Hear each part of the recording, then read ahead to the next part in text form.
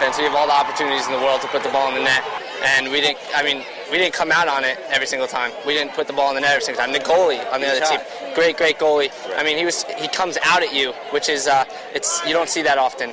And I mean, we came out early and we just wanted to put them down right away because we knew they were going to come after us. So as long as we got up quick, we felt like we could hold it, but we knew at some point they were going to make a run. We knew that we needed to try to jump on them. We got an early lead. They battled hard, and we were able to kind of extend our lead as we kind of went into the second half. But overall, we just they pushed us to the limit. They played hard, and we knew that we had to pick up our intensity today. All we're focusing on is St. Joe's and winning the TOC. This is a great game.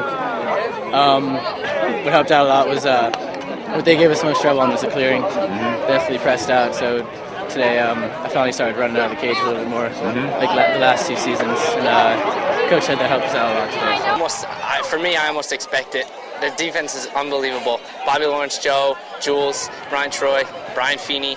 He's always going to make the save, and if they take away the ball, as long as we clear it well, as long as we have a good percentage on clearing, it just gets us offense, more possessions, and more possessions equals more goals for us. So, and I don't know, we got to win on Saturday, and we'd be the happiest team on earth.